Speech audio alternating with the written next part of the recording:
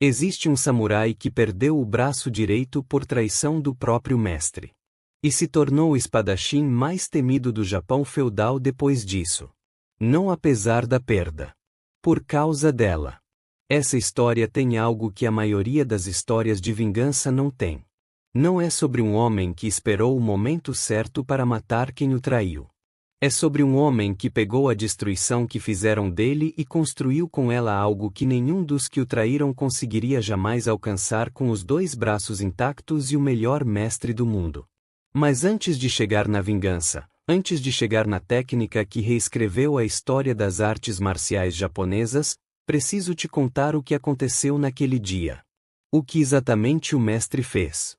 E porque a perda do braço foi só o começo do que Itsai perdeu naquele momento. Porque a história que você está prestes a ouvir não é sobre esgrima. É sobre o que sobra de uma pessoa quando tudo que ela construiu é destruído de dentro por quem deveria ter protegido. E o que esse resto é capaz de fazer quando decide que é suficiente. Se esse tipo de história te interessa, já deixa o like agora antes de continuar. Porque o que vem a seguir vai fazer você querer assistir até o final. E quando terminar, me conta nos comentários, você acha que a traição foi o que destruiu Itsai, ou foi o que o criou? Existe um tipo de perda que não é apenas física. Quando você perde um braço, perde o braço. Isso já seria suficiente para quebrar a maioria das pessoas. A dor, a adaptação, o luto pela versão de si mesmo que existia antes. Mas quando você perde o braço por traição, quando a ferida foi causada por alguém que você chamava de mestre, alguém em quem você depositou não apenas confiança mas a construção inteira da sua identidade, o que você perde vai muito além do físico. Você perde a narrativa. A história que contava para si mesmo sobre quem era, onde estava, para onde ia. A estrutura de significado que organizava cada manhã de treino, cada refeição compartilhada, cada lição absorvida com a reverência específica de quem acredita que está sendo formado por alguém que merece essa reverência. Quando essa estrutura é destruída de dentro, pelo próprio centro que deveria sustentá-la, o que fica não é apenas dor. É um vazio com a forma exata do que havia antes. Itsai preencheu esse vazio de uma forma que o Japão feudal não havia visto antes e que os historiadores da esgrima japonesa ainda estudam séculos depois. Não apenas como técnica. Como psicologia. Como a documentação mais precisa que existe do que um ser humano é capaz de construir quando a destruição que sofreu é suficientemente total para remover todos os limites do que estava disposto a tentar. O Japão do século XVI era um mundo em movimento permanente e violento. O período Sengoku, que os historiadores traduzem como estados combatentes, havia transformado o arquipélago numa paisagem de alianças que se formavam e se desfaziam com uma velocidade que tornava qualquer lealdade precária e qualquer paz local. Senhores feudais construíam exércitos, conquistavam territórios, eram conquistados por outros senhores feudais que seriam conquistados por outros ainda. Os samurais navegavam nesse mundo com a combinação de habilidade marcial e lealdade ao clã que definia tanto sua utilidade quanto sua identidade. A espada não era apenas uma arma nesse contexto. Era uma linguagem. Era o meio através do qual um homem expressava quem era, a que servia, o que valia. As escolas de esgrima, os RY, eram instituições de formação que iam muito além da técnica. Eram transmissões de visão de mundo, de filosofia, de uma forma particular de entender a relação entre o guerreiro e a morte que ele havia escolhido como companheira profissional. E Itsai entrou nesse mundo com o talento específico que os mestres de esgrima reconhecem antes que o aluno consiga articular. Havia algo na forma como ele se movia, na velocidade com que absorvia e depois superava o que era ensinado, que sinalizava para quem tinha olhos para ver que estava diante de algo fora do comum. Ele encontrou um mestre. Dedicou anos. Construiu a identidade do discípulo com a totalidade que os mais comprometidos sempre fazem, colocando tudo o que tinha na relação entre aprendiz e sensei como se essa relação fosse o eixo ao redor do qual o resto da vida girava. Não sabemos o nome do mestre que o traiu. As fontes históricas sobre Itsai têm a qualidade fragmentária que os documentos do período Sengoku frequentemente têm, onde os fatos concretos coexistem com a elaboração lendária de uma forma que torna a separação entre os dois um exercício de probabilidade mais do que de certeza. O que as fontes convergem em registrar é o essencial: houve traição. Houve uma conspiração que envolvia o mestre e outros que Itsai havia considerado companheiros. E houve o resultado dessa conspiração, um combate ou uma emboscada, dependendo da versão, que deixou Itsai com um braço. O símbolo central desta história não é a espada. É o braço que ficou. Não o que foi perdido. O que ficou. Porque o que Itsai fez com o braço que ficou é o que torna essa história diferente de qualquer outra história de vingança que o Japão feudal produziu, e produziu muitas.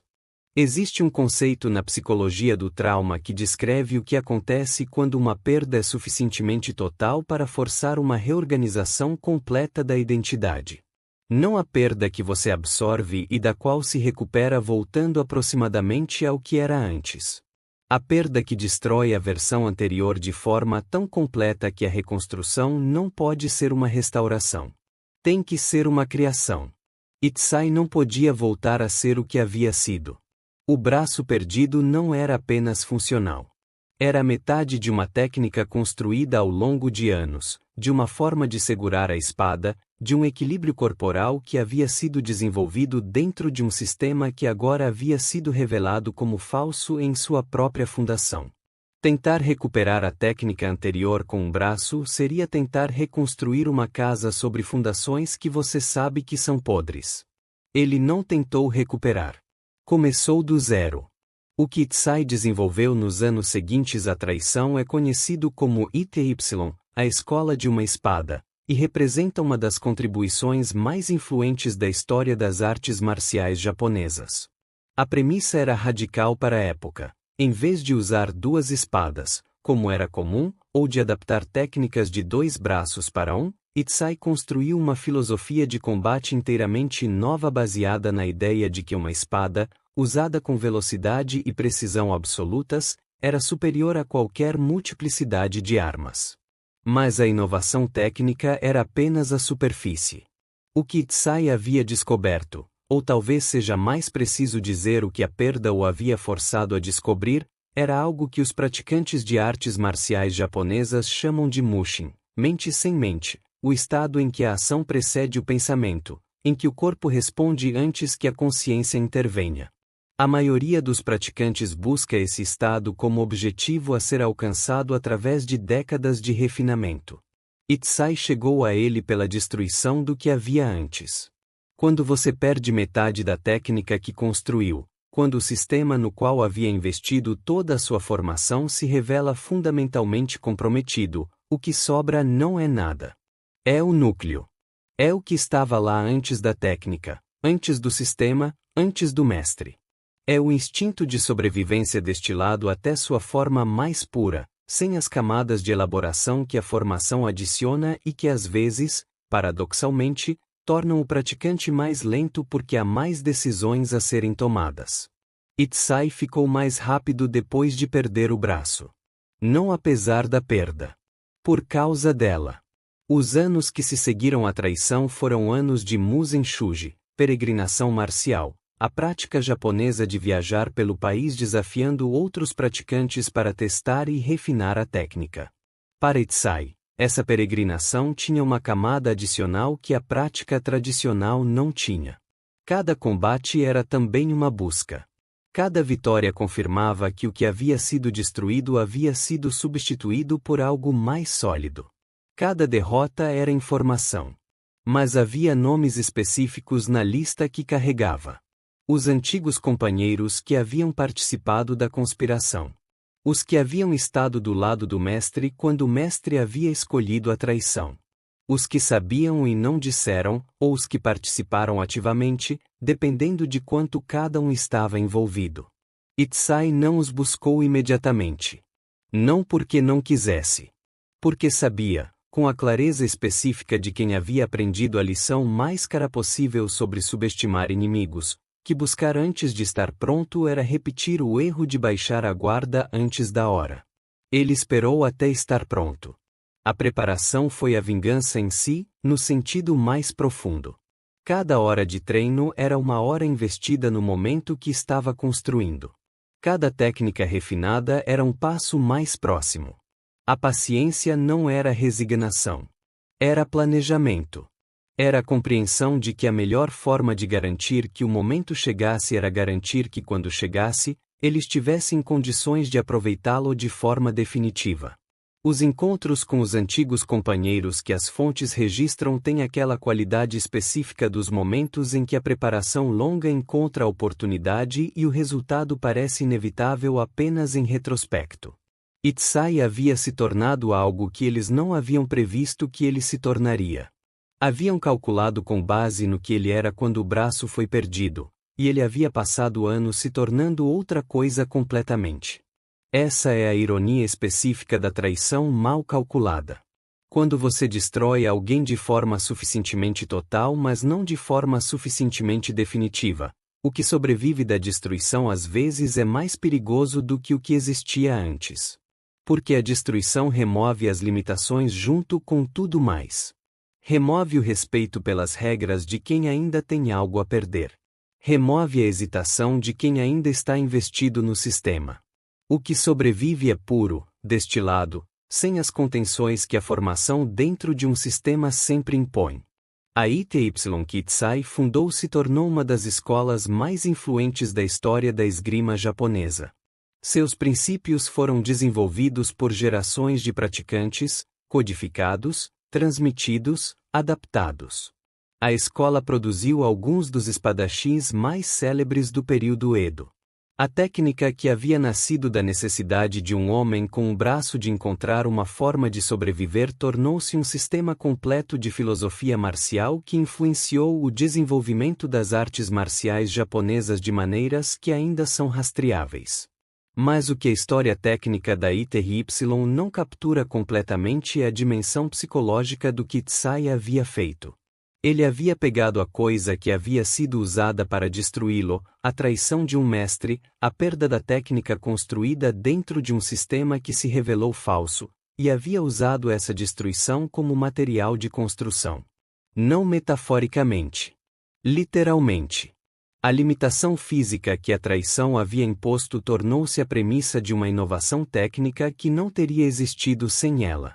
O sistema que havia sido revelado como falso foi substituído por um sistema construído do zero sobre fundações que apenas ele havia testado, porque havia testado com a própria vida. Jung chamaria isso de individuação forçada. O processo pelo qual uma pessoa é separada violentamente das identificações coletivas, dos sistemas externos de significado, das estruturas de identidade construídas em relação a outros, e forçada a descobrir o que existe quando tudo isso é removido. A maioria das pessoas nunca passa por esse processo de forma tão completa. As que passam ou se perdem na destruição ou emergem com uma clareza sobre si mesmas que as que nunca foram destruídas raramente alcançam. Itzai emergiu. O braço que ficou carregava tudo o que havia aprendido antes da traição, destilado e purificado pelo processo de reconstrução. A técnica que havia perdido junto com o braço foi substituída por uma compreensão mais profunda do que a técnica havia estado tentando alcançar. O mestre que havia traído havia ensinado, através da traição, a lição que nenhum mestre honesto poderia ter ensinado, que o caminho não estava no sistema que o sistema representava, mas no que existia antes de qualquer sistema. A ficção japonesa retornou a Itzai de formas que revelam o que a cultura reconhece nessa história. O personagem de Sasaki Kojir nas narrativas sobre Miyamoto Musashi, o rival que desenvolveu a técnica do corte longo como resposta ao corte único, é em parte uma elaboração sobre a mesma questão que Itzai havia levantado. O que acontece quando uma limitação é aceita completamente como premissa em vez de contornada como obstáculo? Lone Wolf and Cub, o mangá de Kazuo Koike, explora o território emocional adjacente. Um samurai fora do sistema, acompanhado de um filho pequeno, navegando por um Japão feudal que havia se tornado hostil, desenvolvendo uma técnica de combate adaptada às circunstâncias específicas da sua situação. A vulnerabilidade como fonte de inovação. A limitação como ponto de partida de uma solução que os que não têm limitação não precisam encontrar. Kill Bill toca a mesma borda por outro caminho. A noiva que acorda do coma sem as capacidades que havia perdido e que precisa reconstruir antes de poder executar o que havia prometido a si mesma. A cena em que ela força o movimento nos dedos dos pés por horas, a reconstrução da capacidade a partir do zero com a paciência de quem sabe que o objetivo no final justifica o tempo, é a versão ocidental e cinematográfica do que Tsai havia feito em anos de Musen Shuji. O que a ficção exagera é a linearidade. Tsai não acordou com um plano. O plano foi emergindo da prática, da necessidade, da descoberta progressiva do que era possível com o que havia sobrado. A ficção precisa de uma cena em que o protagonista decide. A realidade é que a decisão foi sendo tomada todos os dias, uma sessão de treino de cada vez, sem garantia de que o que estava sendo construído seria suficiente para o momento que estava sendo preparado. Tsai viveu até uma idade avançada para os padrões do período Sengoku, o que por si só é um dado que diz algo. Num mundo onde espadachins que desafiavam outros espadachins com a regularidade que ele havia estabelecido raramente envelheciam, ele envelheceu. Transmitiu a escola para discípulos que a desenvolveram. Deixou uma tradição que sobreviveu ao período em que havia vivido e que ainda é praticada em formas derivadas. Não existe registro definitivo do que sentiu quando os encontros com os antigos companheiros terminaram da forma que terminaram. As fontes que chegaram até nós têm o foco na técnica, na linhagem, na transmissão da escola, com a prioridade específica da documentação marcial japonesa que valorizava o que podia ser ensinado sobre o que havia sido sentido. Mas há algo que a estrutura da história sugere sem precisar de documentação explícita. O homem que fundou uma escola inteira de esgrima baseada no princípio de que uma espada é suficiente, de que a multiplicidade é menos do que a precisão, de que o movimento único executado com perfeição absoluta supera qualquer combinação de movimentos medianos, estava dizendo algo sobre como havia chegado a esse entendimento. Havia chegado pela perda da metade. Pela descoberta de que o que sobrava era suficiente. Pela prova, repetida em cada combate ao longo de décadas, de que a limitação havia sido o professor mais honesto que havia encontrado, porque a limitação não tinha interesse em protegê-lo de verdades que seriam desconfortáveis de aprender. O mestre que o havia traído havia ensinado técnica. A traição havia ensinado tudo mais. E tudo mais era mais do que a técnica jamais havia sido. O braço que ficou ainda está lá, em algum sentido, em cada praticante que estuda as formas derivadas da ITRY e que aprende, junto com a técnica, a premissa filosófica que a fundou, que a restrição aceita completamente é diferente da restrição resistida. Que há uma diferença fundamental entre trabalhar dentro de um limite e trabalhar a partir de um limite como ponto de partida. Tsai não aceitou a perda do braço. Incorporou a perda do braço. Fez da ausência uma presença. Fez do que havia sido tirado o princípio organizador do que seria construído. A vingança que executou sobre os antigos companheiros foi real e foi documentada. Mas a vingança maior, a que durou séculos além da vida dele, foi a escola. Foi a prova de que o que havia sido destruído para silenciá-lo havia produzido algo que nenhuma destruição havia conseguido silenciar porque estava distribuído em todos que aprenderam e em todos que aprenderiam. O mestre que traiu calculou que um homem com um braço e sem sistema seria menos do que havia sido. Calculou errado. Não pela primeira vez e não pela última vez na história humana, a destruição incompleta produziu algo mais duradouro do que a continuidade intacta teria produzido. E você, se tivesse perdido metade do que construiu por traição de quem deveria ter protegido o que você construía, ainda acreditaria que o que sobrou era suficiente para recomeçar? Ou aceitaria a definição que a traição tentou impor, a de que o que foi tirado era o que importava, e o que ficou era apenas o resto? Tsai respondeu essa pergunta com décadas de trabalho e com uma escola que ainda existe. A resposta dele foi que o que ficou era tudo. E que tudo, trabalhado com a honestidade que apenas a perda ensina, era mais do que o que havia existido antes de qualquer coisa ser tirado. Mas talvez a parte mais inquietante dessa história não esteja no que aconteceu em 1282. Está no que continua acontecendo sempre que sociedades ignoram o peso da dignidade humana. A explosão das vésperas sicilianas não surgiu do nada. Ela foi o resultado de anos de tensão acumulada, de pequenos abusos normalizados, de uma população que aprendeu a engolir humilhações diárias até que, um dia, algo aparentemente pequeno se tornou o estupim de tudo.